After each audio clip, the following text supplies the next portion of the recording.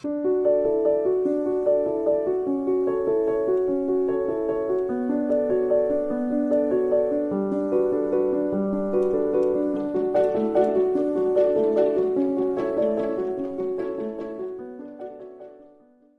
ya lo hemos mencionado, mis amados hermanos, hace varias semanas estuvimos en el libro de Zacarías y vimos que esa restauración del pueblo, que esa restauración que en ese momento el pueblo estaba experimentando, había una restauración física, un templo por aquí, unos muros por allá en Esdras y Nehemías, y ahora pues el pueblo también necesitaba una restauración interna necesaria. Y todo eso que vimos en esa primera parte del libro de Zacarías, dijimos que al final de cuentas apuntaba hacia algo mucho mayor. ¿Hacia qué apuntaba, hermanos?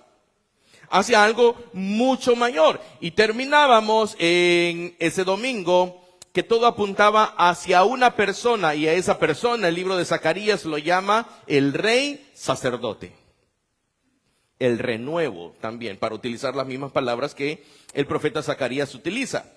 Pero al final de esa primera parte nosotros dejamos una pregunta abierta, y aunque en nuestras mentes nosotros ya la respondimos, esa pregunta quedó ahí abierta para darle continuación esta mañana precisamente. Y la pregunta es, ¿quién es ese rey sacerdote? ¿Y cómo es que Dios cumple realmente la restauración que ha prometido a través de ese rey sacerdote? Así que, hermanos, ahora, al llegar a la segunda gran parte del libro de Zacarías, Dios mismo nos da la respuesta. ¿Quién nos da la respuesta? Dios mismo, en su palabra. Y de hecho, el capítulo 9 que leímos, básicamente nos da gran parte de esa respuesta a esta pregunta. Así que, hermanos, a partir de ese punto en adelante, el mensaje de Zacarías deja de mostrarnos señales, deja de mostrarnos todo ese tipo de simbolismos que vimos del capítulo 1 hasta el 6, y ahora va a comenzar a mostrarnos el cumplimiento de todas esas señales. Ya no vamos a ver solo figuras, sino que ahora vamos a ver completamente el perfil de ese Mesías con mucha claridad. Bueno, nosotros vemos que en Zacarías se dice, y leímos ya el capítulo 9, ese rey vendrá en humildad. ¿Cómo vendrá ese rey? En humildad. Pero es un rey que, como viene en humildad, también es un rey que asimismo va a ser rechazado. Pero ese mismo rey es el que al final reinará sobre toda la tierra. Ese mismo rey humilde que es rechazado es el mismo rey que va a reinar sobre toda la tierra con poder, autoridad, que nadie lo quitará de su lugar. Y es aquí, mis amados hermanos, donde nosotros entendemos que la restauración que Dios había prometido no es inmediata, ni tampoco es algo superficial, sino que es una restauración que es profunda, que es gloriosa, pero que al mismo tiempo es costosa.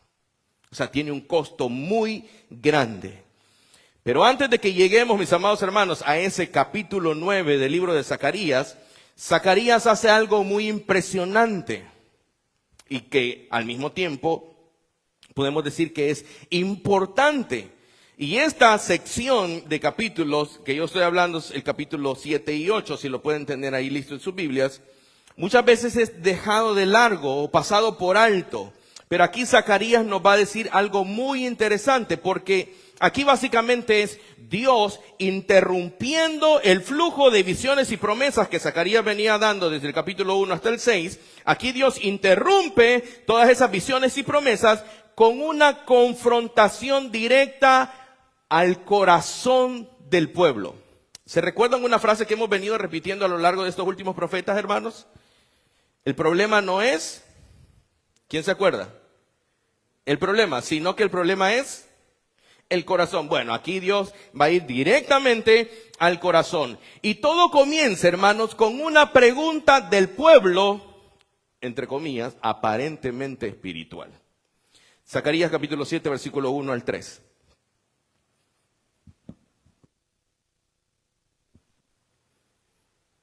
Zacarías 7 del 1 al 3. Aconteció que en el año cuarto del rey Darío vino palabra de Jehová a Zacarías a los 4 días del mes noveno, que es Quisleu, cuando el pueblo de Betel había enviado a Sarecer con Regemmelec y sus hombres a implorar el favor de Jehová. ¿A qué los habían enviado, hermanos? A implorar el favor de Jehová. Y a hablar, escuchen bien, a los sacerdotes que estaban en la casa de Jehová de los ejércitos y a los profetas. ¿A quiénes iban a hablar estas personas? A los sacerdotes que estaban ¿dónde? Pero también a los...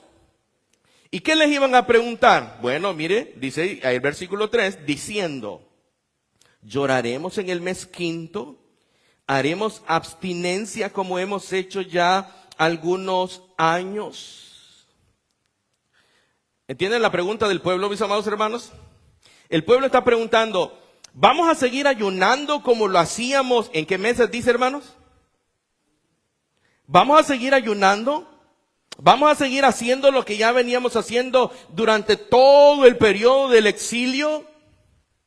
Hermanos, y Dios no responde directamente, voy a decir así, a la práctica del ayuno, sino que Dios responde al corazón, a lo esencial. Y miren lo que sigue diciendo, Zacarías capítulo 7, versículos 5 y 6.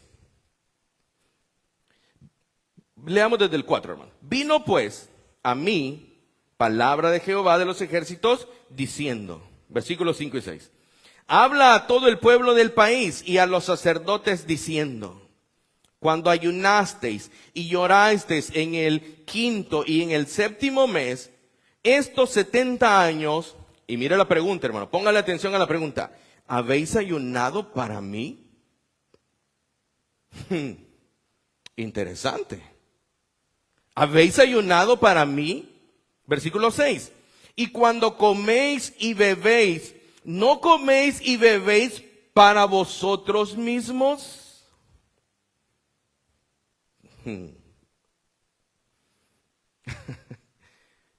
Hermano, el problema no era el ayuno. El problema no era el ayuno. Era la motivación detrás del ayuno.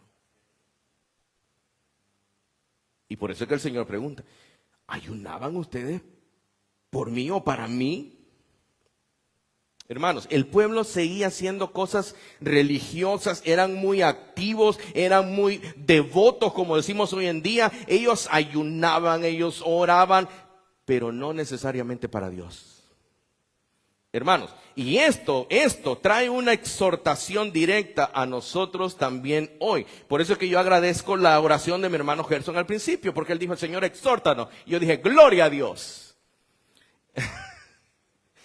¿Por qué, mis amados hermanos? ¿Por qué esto nos confronta a nosotros directamente hoy? ¿Por qué esto nos exhorta a nosotros hoy? Porque, mis amados hermanos, es posible, es muy posible, es muy probable que tú y yo hagamos 1001 cosas espirituales, pero no para Dios, sino para gracias, para ser visto por el ojo del hombre.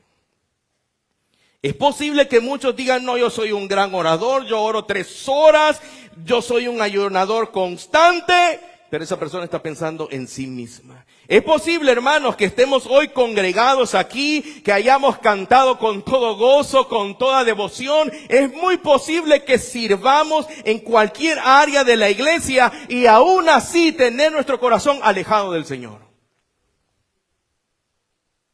Así que la pregunta, mi amado hermano, no es ¿qué estás haciendo? La pregunta es ¿para quién lo estás haciendo?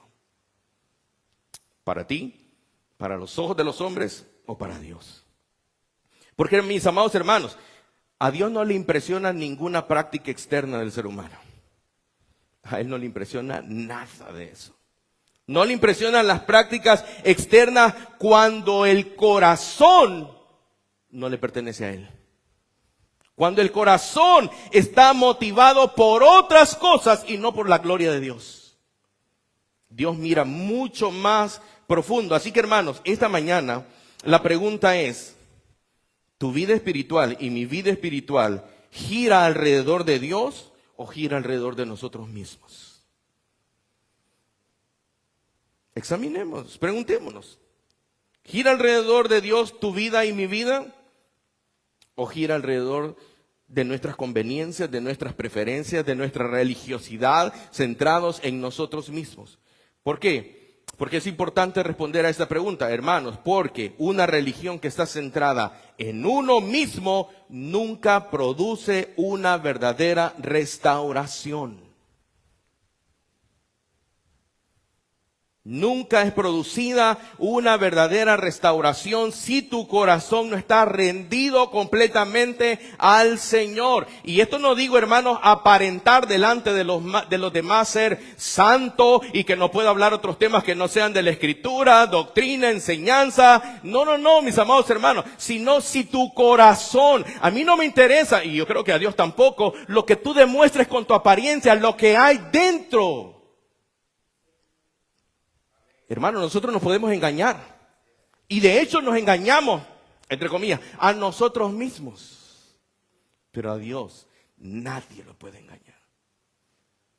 Y entonces el Señor va mucho más allá, Zacarías 7, 9 y 10, y dice lo siguiente. Versículo 8, vino palabra de Jehová a Zacarías diciendo, así habló Jehová de los ejércitos diciendo, juzgad. ¿Qué es lo que les está diciendo Dios? Juzgad conforme a la verdad y haced misericordia y piedad cada cual con su hermano. Terminemos el versículo 10. No oprimáis a la viuda, al huérfano, al extranjero, ni al pobre, ni ninguno piense mal en su corazón contra su hermano. Dios les está diciendo, miren, ya dejen de ayunar, dejen de orar y hagan esto. ¿Qué cosa, Señor? Juzguen conforme a la verdad. Eso está diciendo el Señor. Juzguen conforme a la verdad. Hagan misericordia y piedad cada cual con su hermano. Ya no opriman a la viuda. Ya no opriman al huérfano. Ya no opriman al extranjero ni al pobre.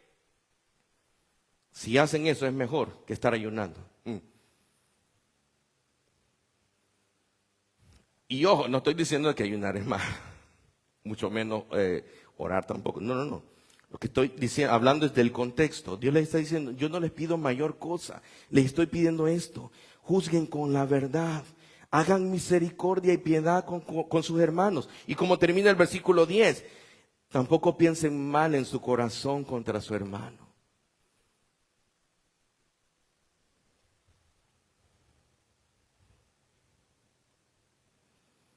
Y eso último es muy fuerte, hermanos.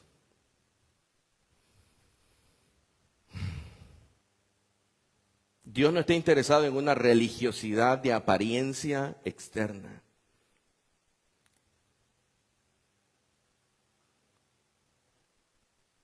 Sino de corazones transformados. Pero el problema del pueblo, mis amados hermanos, queda claramente en evidencia a partir del versículo 11. Mire lo que dice.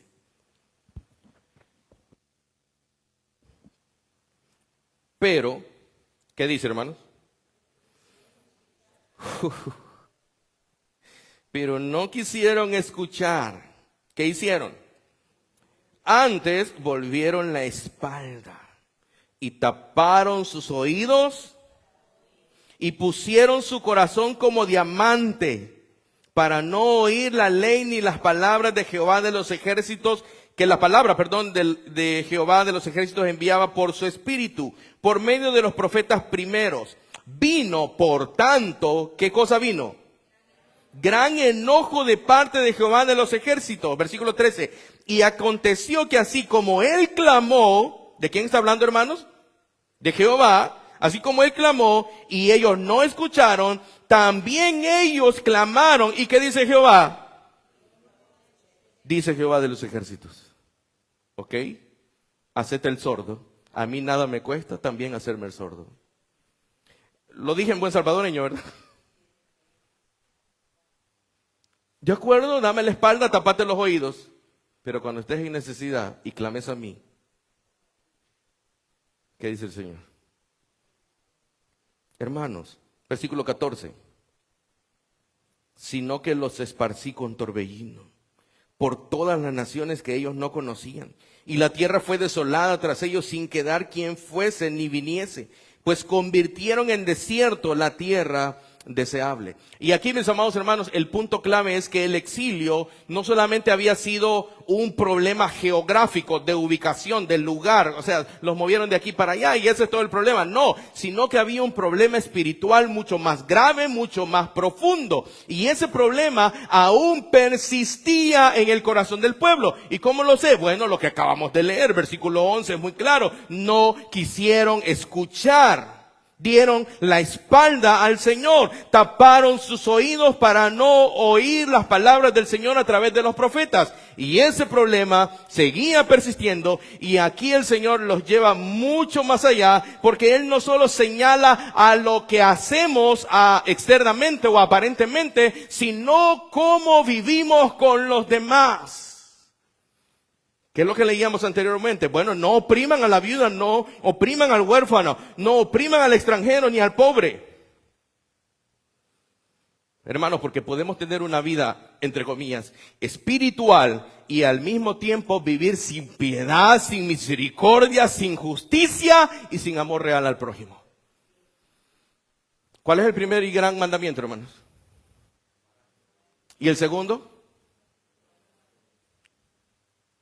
¿Y qué dice después? Porque solo me dijeron amarás al prójimo. ¿Y qué dice después?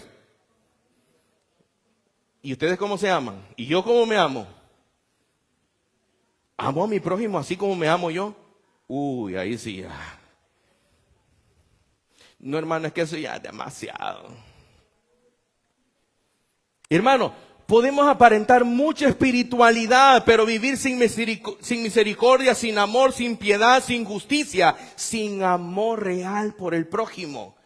La primera carta de Juan dice, ustedes dicen amar a Dios que no lo ven, pero al prójimo que aman, que ven, perdón. ¿Y qué dice Juan entonces? Son mentirosos. Hermanos, eso revela algo serio en el corazón. Ese corazón no ha sido transformado, simplemente. Aquí no hay más vuelta para la tortilla. O tiene una cara o tiene la otra. No hay una tercera. Así que, si yo muestro apariencia espiritual externamente, pero en mis acciones y en mis adentros no hay ni piedad, ni misericordia, ni justicia, ni amor, soy como címbalo que retiñe, sin amor. Hermanos, pero el texto dice que ellos no quisieron escuchar. No quisieron escuchar. Ellos endurecieron su corazón. Y ese sigue siendo, mis amados hermanos, aún en la actualidad, un grave peligro para tú y para mí, para ti y para mí. No es que haya ignorancia, no es que yo no entiendo muchas cosas. No es ignorancia, hermanos, es resistencia, es rebeldía. No es falta de información. Hermanos, hoy en día tenemos tantísima información.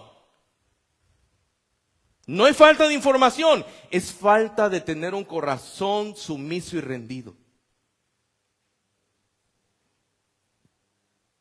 Así que la pregunta, hermanos, es, ¿estoy escuchando la voz de Dios para obedecerla? ¿O la estoy escuchando para rechazarla? En todo caso, hermanos, ¿la escuchamos para obedecer o para no obedecer? Porque aquí no es de que no, que yo no voy a escuchar y así no estoy comprometido a cumplir o a obedecer. Hermanos, un corazón endurecido. Voy a decir esto, tratar de decirlo de la forma más clara posible. Un corazón endurecido puede estar cerca de la palabra de Dios, pero estar lejos del Dios de la palabra. Hermanos, si yo me puedo aprender la Biblia desde Génesis hasta Apocalipsis, Pero si esa palabra y ese Dios del que habla, del que se ha revelado aquí en la palabra, no me ha transformado, ¿de qué me sirve saberme la Biblia de pasta a pasta? De nada aprovecha. Hay muchos que pretenden estar cerca de la palabra de Dios, pero lejos del Dios de la palabra. Hermanos, y una pregunta: ¿de qué tipo de personas somos nosotros? ¿De los que nos gusta estar cerca de la palabra, llenarnos del conocimiento, pero lejos de Dios? ¿O cerca de Dios, que ha sido revelado o que Él mismo se ha dado a conocer a través de la palabra? Es importante que nosotros respondamos todas esas preguntas. Y aquí quiero hacer un énfasis bien claro. Pero en el capítulo 8, Dios responde no solo con confrontación, sino que Él responde con una promesa. Él promete restaurar a su pueblo. Él dice: habitaré en medio de ellos y traeré bendición. Mire el capítulo 8, versículo 3. Capítulo 8, versículo 3. Así dice Jehová: yo he restaurado a Sión y moraré en medio de Jerusalén, y Jerusalén se llamará ciudad ¿de qué? De la verdad. ¿Se recuerdan lo que decía anteriormente? Juzguen conforme a la verdad, en el versículo 9. Bueno, hoy dice: cuando yo more en ellos, cuando yo esté en medio de ellos, se llamará ciudad de la verdad, y el monte de Jehová de los ejércitos. Y finalmente dice: se llamará monte de santidad. Y mire lo que dice más adelante en el versículo 13. Más adelante en el versículo 13. Y sucederá que como fuisteis, ¿qué cosa fueron? Maldición entre las naciones, oh casa de Judá y casa de Israel. Así os salvaré y seréis bendición. ¿Y qué dice al final? No temáis, mas esfuércense vuestras manos. Hermano, noten esto. Esa restauración prometida no viene por rituales externos, no viene por esfuerzos meramente humanos, sino viene por la obra soberana de Dios en medio de su pueblo. Dios es soberano en medio de su pueblo. Y eso es justamente lo que los niños están estudiando esta mañana.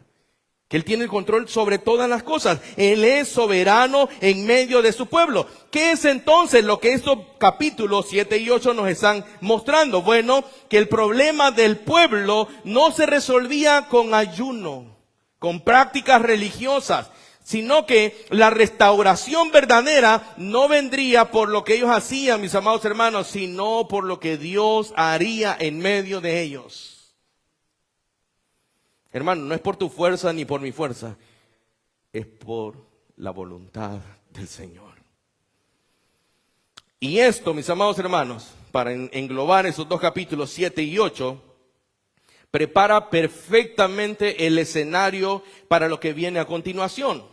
Porque si el problema es el corazón y si la religión no puede solucionar ese problema, necesitamos algo más. Necesitamos a alguien. Y es precisamente eso, hermano, lo que vamos a ver ahora. Necesitamos a ese alguien, a ese rey sacerdote, a ese renuevo que Zacarías menciona. Así que después de mostrarnos Zacarías la restauración del pueblo físicamente, y luego revelarnos el centro del mensaje en la figura de ese rey sacerdote, el renuevo, el libro de Zacarías va a dar un paso más hacia adelante y va a dirigir nuestra mirada hacia el futuro. ¿Hacia dónde, hermanos? Hacia el futuro. Así que esto me lleva a mi tema o mi punto final del libro de Zacarías: la restauración final por medio del Mesías. ¿Por medio de quién? Por medio del Mesías. Y aquí vamos a ir desde el capítulo 9 hasta el capítulo 14. A partir, mis amados hermanos, del capítulo 9, el enfoque de Zacarías cambia radicalmente y es muy verídico, muy notable cuando nosotros leemos el libro de Zacarías. Aquí cambia, porque ya no se trata únicamente de interpretar lo que está pasando en ese contexto en el que el pueblo estaba viviendo, sino de anunciar, de profetizar la consumación de la obra de Dios en términos muchísimo más amplios, profundos y a la vez gloriosos. Vaya buscando uno de los versículos que ya leímos al principio, en el capítulo 9, versículo 9, porque aquí el profeta presenta a una figura mesiánica. ¿Qué presenta, hermanos? Una figura mesiánica que se va a convertir o que se convierte en el centro de toda la escena. Zacarías capítulo 9, versículo 9, dice lo siguiente: alégrate mucho, hija de Sión, da voces de júbilo, hija de Jerusalén. He aquí tu rey vendrá a ti. ¿Cómo vendrá? Justo, salvador, humilde y cabalgando sobre un asno, sobre un pollino, hijo de asna. Hermanos, este rey no aparece con la imponencia, el poder, el orgullo militar que muchos probablemente esperarían, sino él aparece, como dice el versículo, con humildad, justo y salvador. Su carácter, si nosotros lo vemos a la luz de ese versículo, su carácter no se describe con violencia, sino con justicia y con salvación. Ahí dice, justo y salvador. Hermanos, y esa humildad, como lo decíamos el domingo anterior, la humillación de Cristo, esta humildad de este rey tampoco quiere decir o no implica, en todo caso, debilidad. Miren lo que dice en el versículo siguiente, versículo 10. Y de Efraín, ¿qué dice este rey? Destruiré los carros y los caballos de Jerusalén, y los arcos de guerra serán quebrados, y hablará paz a las naciones, y su señorío será de mar a mar, y desde el río hasta los fines de la tierra. Este dominio de este rey no va a ser temporal. Este dominio de este rey, hermanos, no va a ser limitado. ¿Cómo dice ese versículo 10? De mar, ¿y qué más? Y desde el río hasta los confines de la tierra. Las naciones enteras van a estar bajo su autoridad. Y esto, mis amados hermanos, ya nos está mostrando, nos está adelantando que la restauración que Dios promete no va a ser solo para un pequeño lugar, un pedazo de tierra, por decirlo así, sino que va a ser global. Pero aquí hay otro pero, hermanos. El mensaje de Zacarías no va directamente hacia la gloria final, sino que en los capítulos 10, 11 y 12, Dios va a mostrar cómo es que esta restauración comienza a desarrollarse en medio de su pueblo. Mire lo que dice el capítulo 10, versículo 6. El Señor promete y dice: porque yo fortaleceré la casa de Judá y guardaré la casa de José y los haré volver, porque de ellos tendré ¿qué cosa? Piedad. Y serán como si no los hubiera. Hermanos, qué grande es la misericordia del Señor. Serán como que si no los hubiera desechado, porque yo soy Jehová su Dios. ¿Y qué dice, hermanos? ¿Se recuerdan lo que leímos allá? Yo les hablé, ustedes taparon sus oídos, no escucharon. Cuando ustedes clamen, yo tampoco les oiré, pero ahora ¿qué está diciendo? Hermanos, no es eso misericordia.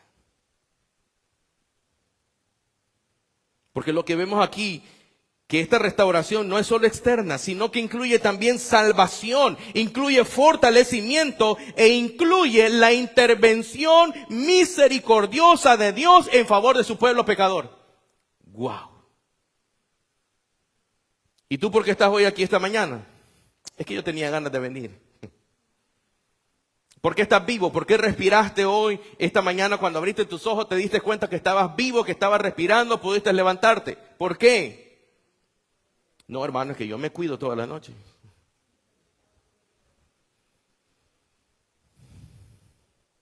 Dios le está mostrando gracia también aquí a su pueblo. Su misericordia, su favor, lo escucharé. Pero ojo, no es por lo que ustedes hacen. ¿Recuerdan todo lo que ya hablamos, verdad? No es por lo que ustedes hacen. Es por mi soberana voluntad. En el capítulo 11, mis amados hermanos, ahí nosotros vamos a ver algo de tensión, porque ahí se presenta la figura del pastor que es rechazado por el pueblo. ¿Quién se presenta ahí, hermanos? El pastor que es rechazado por el pueblo. Y esto nos muestra que el problema no está entonces en el plan soberano perfecto de Dios, sino, una vez más, ¿dónde? En el corazón. Allí está el problema. Esto nos muestra, hermanos, una vez más, que el pueblo necesita regeneración, transformación. Y hermano, aun cuando Dios mismo provee un pastor, el pueblo no responde como debería responder.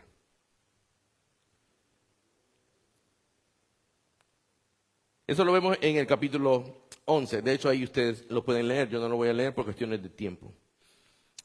Pero eso nos lleva, mis amados hermanos, a una de las promesas más profundas que hay en el libro de Zacarías, capítulo 12, versículo 10. Allí Dios dice, 12:10. Ayúdenme a leerlo en voz alta, por favor, hermanos. Y derramaré, capítulo 12, versículo 10, hermanos. Y derramaré, sí, sí, sí. Wow. Sí. Hermano, ¿esto les trae a la mente algo? Muchas cosas vienen a nuestra mente al leer solo ese versículo. Derramaré sobre la casa de David, sobre los moradores de Jerusalén, espíritu de gracia y de oración. Y mirarán, ¿a quién dice? ¿Y quién es ese? ¿A quién? Traspasaron. Y llorarán como se llora por un hijo unigénito, afligiéndose por él como quien se aflige por el primogénito. Hermano, lo que vemos aquí es algo sumamente glorioso, porque el mismo pueblo que rechaza y que rechazó a ese pastor del capítulo 11, es llevado al arrepentimiento. ¿Por qué? Derramaré espíritu de ¿qué dice? De gracia. O sea, este mismo pueblo que rechaza es llevado al arrepentimiento por gracia.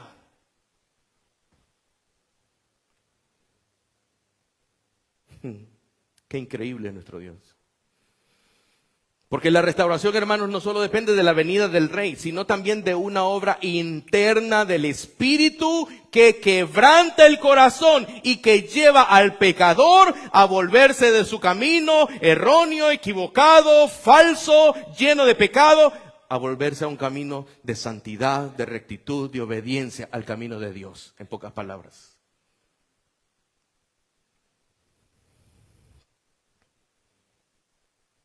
Y esto una vez más, mis amados hermanos, nos lleva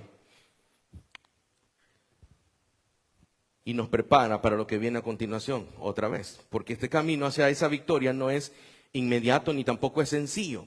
Mire lo que dice el capítulo 13, versículo 7. Una declaración sumamente sorprendente.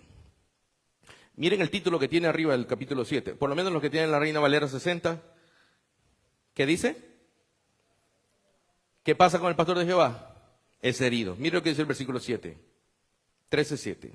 Levántate, oh espada, ¿contra quién? Y contra el hombre compañero mío, dice Jehová de los ejércitos.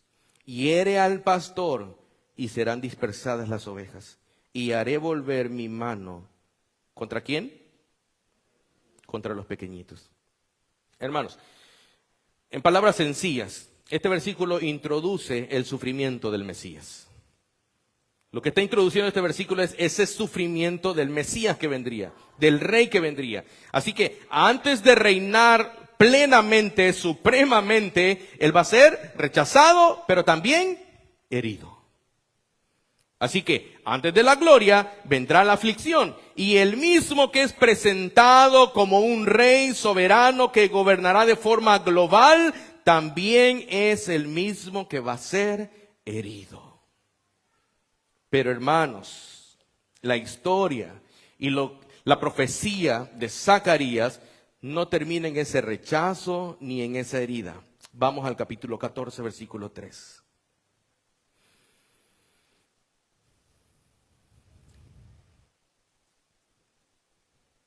¿Lo tienen, hermanos? Después saldrá Jehová, ¿y qué hará, hermanos? Y peleará con aquellas naciones como peleó en el día de la batalla. ¿Qué se nos está mostrando aquí? Bueno, lo que se nos está mostrando es que el Señor sale a pelear contra las naciones, trayendo juicio contra sus enemigos. Mire, y en el versículo 9 hasta el 11, ahí se nos dice esencialmente que Jehová es rey sobre toda la tierra. Leámoslo rápidamente, versículos 9 hasta el 11. Y Jehová será rey. O sea, Jehová, el versículo 9 dice eso de entrada, y Jehová será rey. No es que Jehová salió a pelear a ver si podía ganar. No. El versículo 9 ya nos empieza a decir, y Jehová será rey sobre toda la tierra. En aquel día Jehová será uno y uno su nombre. Toda la tierra se volverá como llanura desde Gema hasta Rimón al sur de Jerusalén, y ésta será enaltecida y habitada en su lugar desde la puerta de Benjamín hasta el lugar de la puerta primera, hasta la puerta del ángulo, y desde la torre de Ananel hasta los lagares del rey. Y morarán en ella, y no habrá nunca más maldición, sino que Jerusalén será habitada. Hermano, ¿ustedes creen en esa promesa? Eso es lo que nos espera a los creyentes, eso es lo que nos espera a los cristianos. Lo que vemos aquí es la consumación del reino de Dios establecido de manera total y visible.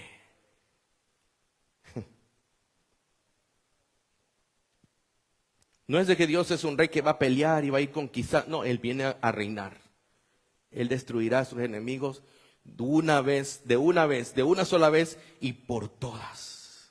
Hermanos, pero lo más importante y lo más impactante es que esta restauración no solo implica la derrota de los enemigos, sino también la inclusión de otras naciones a su pueblo. Mire lo que dice en el versículo 16, Zacarías 14, versículo 16. Y todos los que sobrevivieren, ¿de qué? De esta guerra. Todos los que sobrevivieren de las naciones que vinieron contra Jerusalén subirán de año en año para adorar al Rey, a Jehová de los ejércitos, y a celebrar la fiesta. Aquellos que sobreviven van a venir ¿a qué? A adorar al Rey de Reyes. ¿Qué vimos el domingo pasado? Que toda rodilla se doblará. Unos con gozo para alabanza y adoración, pero otros en contra de su voluntad tendrán que doblar sus rodillas.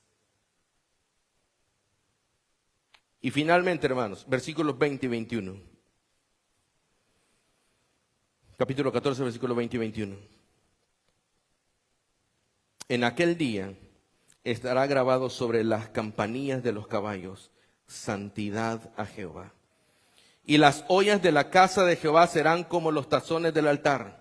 Y toda olla en Jerusalén y Judá será consagrada a Jehová de los ejércitos. Y todos los que sacrificaren vendrán y tomarán de ellas y cocerán en ellas. Y no habrá en aquel día más mercader en la casa de Jehová de los ejércitos. Hermanos, la santidad de Jehová alcanzará y alcanza todo aspecto de tu vida y de mi vida. Todo es sagrado. ¿Se recuerdan de la expresión Coram Deo? Vivimos delante del rostro de Dios. Tu trabajo como albañil, como carpintero, como ama de casa, como maestro, como contador, como publicista, como Uber, como taxista, como albañil, carpintero. Bueno, ya lo mencioné. Toda tu vida está delante del rostro del Señor.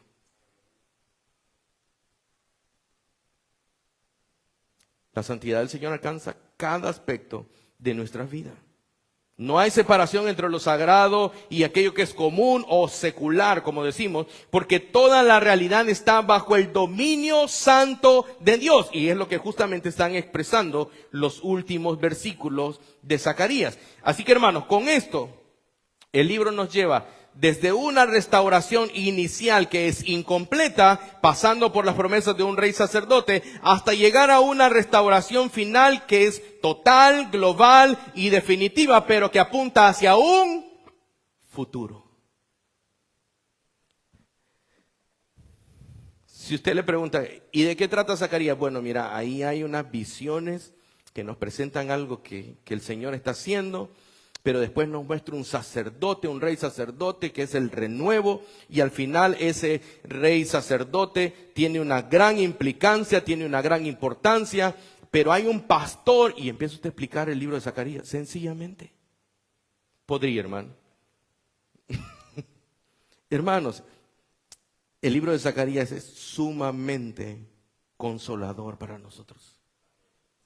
Porque no solamente se queda en el problema, en el detalle grave del corazón, sino que nos apunta y nos señala hacia el futuro. Nos da una profecía llena de esperanza. La solución de Dios aquí en el libro no es simplemente haber traído al pueblo de vuelta a la tierra, a su lugar de nacimiento, como decimos aquí, sino llevarlos a una relación plenamente restaurada bajo el gobierno perfecto de este Mesías. Así que, hermanos,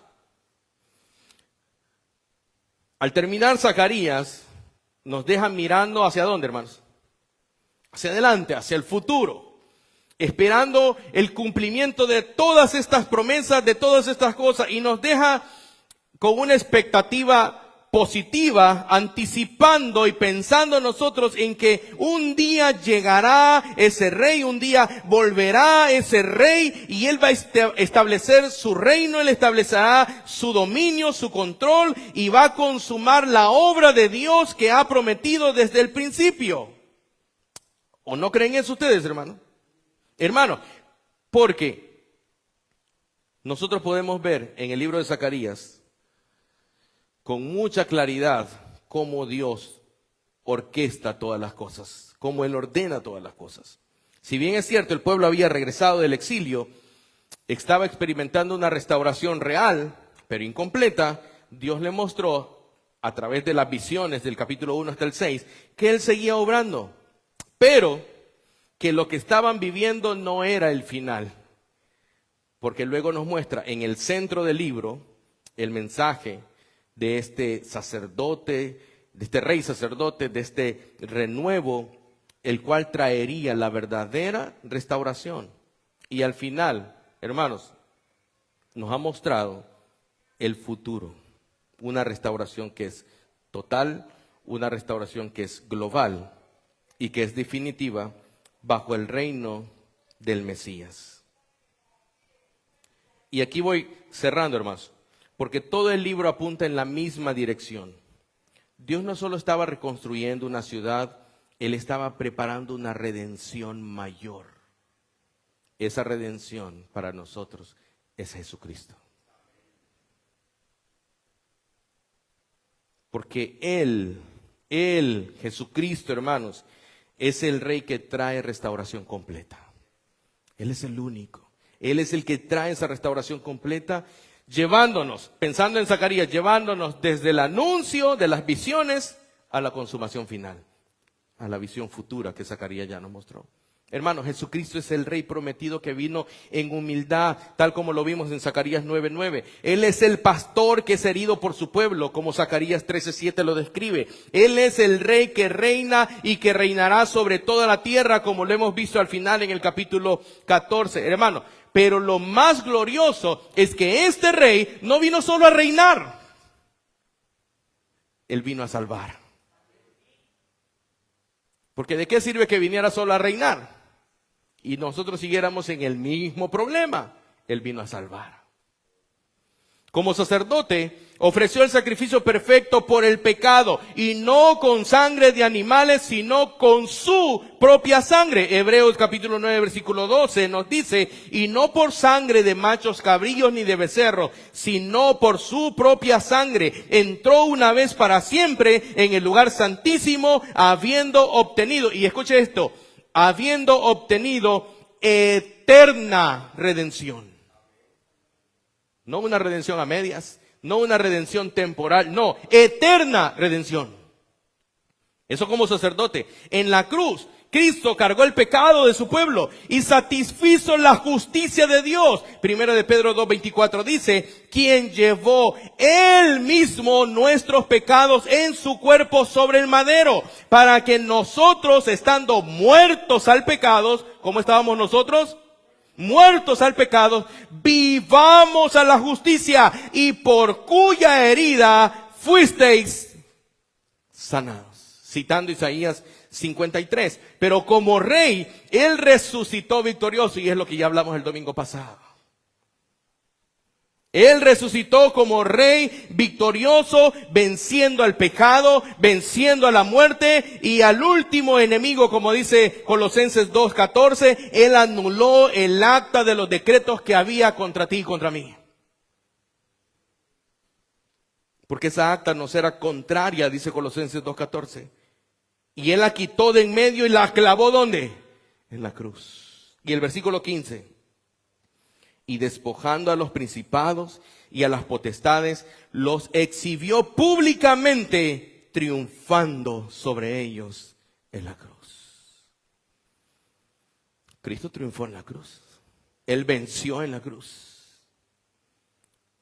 Pero él no se quedó en la cruz. Tampoco se quedó en la tumba. Él se siente en el trono eterno, gobernando con autoridad, llamando a todos los hombres a someterse a él. Hebreos 1:3 dice, el cual, siendo el resplandor de su gloria, la imagen misma de su sustancia, quien sustenta todas las cosas con la palabra de su poder, habiendo efectuado la purificación de nuestros pecados por medio de sí mismo. Y mire cómo termina, se sentó. ¿A dónde se sentó? A la diestra de la majestad en las alturas. Este es el Cristo que tú y yo servimos. Él es el Rey sacerdote. Él es el renuevo. Así que, hermanos, la gran restauración que Zacarías anunció no es simplemente el regreso del pueblo a una tierra, es la reconciliación de pecadores con Dios por medio del sacrificio de Cristo. Como dice Pablo en 2 Corintios 5:17, que todos ustedes se lo saben. De modo que si alguno está en Cristo, hermano, dice nueva criatura. No dice, es que le quito un poquito y le arreglo un poquito, le pone un maquillaje por aquí, un maquillaje por allá, una pastita por aquí para arreglar. No, nueva criatura, nueva creación. Las cosas viejas, he aquí todas son. Hermano, no es solo una restauración externa, es una transformación completa del corazón. Una restauración eterna bajo el gobierno perfecto del sacerdote rey, el sacerdote que es el renuevo, el cual trae restauración que la cumplirá y que culminará finalmente, como vemos en Apocalipsis capítulo 21, versículo 5. Mira lo que dice este versículo, capítulo 21, versículo 5. Y el que estaba sentado en el trono dijo, he aquí yo hago nuevas todas las cosas. Y me dijo, dice Juan, escribe porque estas palabras, ¿cómo son? Fieles y verdaderas. Te pregunto, ¿este es el Cristo que tú crees? Porque Él dice que sus palabras son fieles y verdaderas. Y si Él dice que sus palabras son fieles y verdaderas, es porque son fieles y verdaderas. Él ha dicho que vendrá por su pueblo. Él ha dicho que estará con su pueblo. Él está con su pueblo y Él vendrá por su pueblo. Porque sus palabras son fieles y verdaderas. Dios no miente. Tú y yo podemos mentir. Y mentimos. Pero Él no miente. Él está asegurando que está con su pueblo. A pesar, como lo hemos visto, de que su pueblo le dio la espalda, se tapó los oídos, puso su corazón como diamante, duro, rígido. Él dijo, yo los haré escuchar. Yo los oiré a ustedes también cuando clamen. Pero no por lo que ustedes hacen, por misericordia. Les daré un espíritu, leímos en Zacarías, de gracia y oración. Hermanos, así como el pueblo había regresado físicamente, pero aún necesitaba una restauración mucho más profunda, también hoy hay muchos que están cerca de las cosas de Dios, pero no han sido verdaderamente restaurados.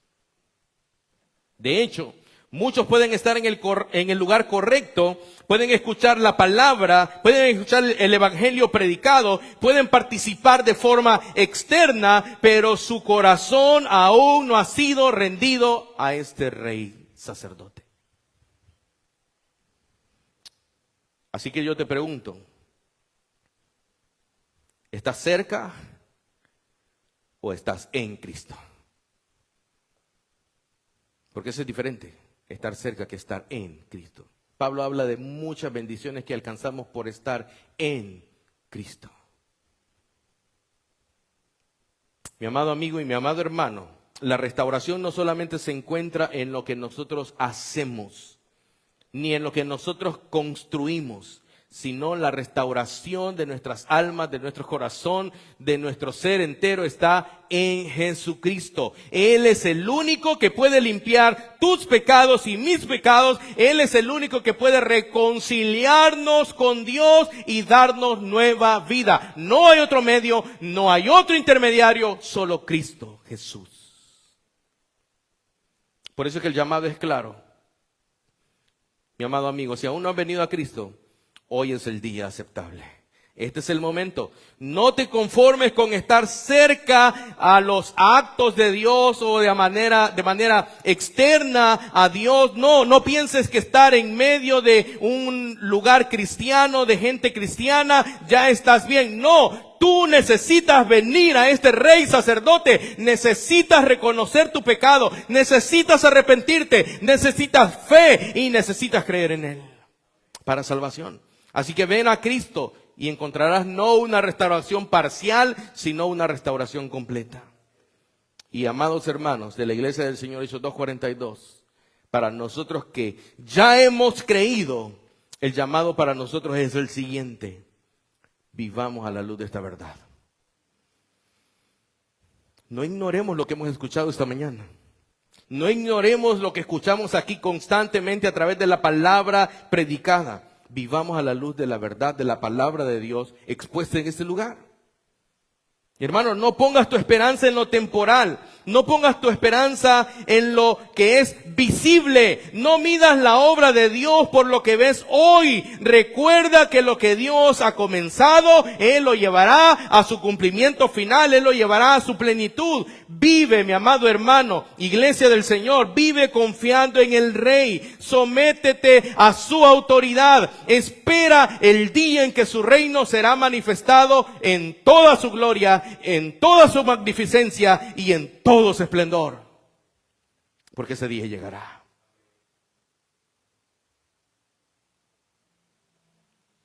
Hermanos, lo que comenzó con una restauración parcial encuentra su cumplimiento perfecto solo en Cristo Jesús.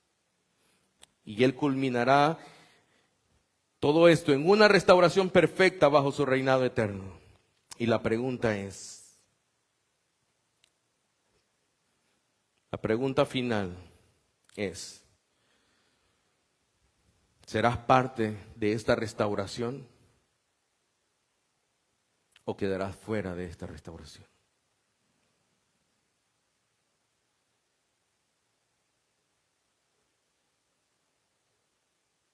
¿Serás parte de la restauración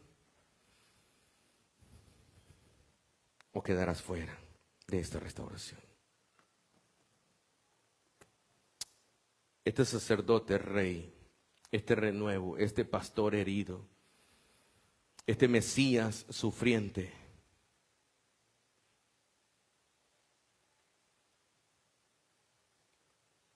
ha resucitado. Él vive por los siglos de los siglos. Por lo tanto, tu esperanza no está en alguien que murió y no se levantó. Tu esperanza está en alguien que vive y reina, que Él controla todas las cosas, como leímos, por el poder de su palabra. Él te sostiene en el hueco de su mano. Y de ahí nadie te puede arrebatar. Él ha mostrado su misericordia para todos nosotros. Él ha mostrado su favor todos los días para con nosotros. Hay cosas que nos angustian, por supuesto, somos humanos, estamos, como dice el hermano Gerson, debajo del sol. Hay cosas que nos angustian, que nos desesperan, nos estresamos, nos afligimos. Hasta el punto de pensar, Dios no me escucha.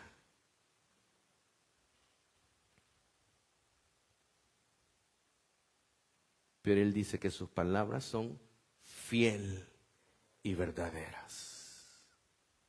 ¿Crees tú eso? Hermanos, sigamos a Cristo. Veámoslo a Él. Él es el blanco perfecto. Él no falla. Vamos a orar.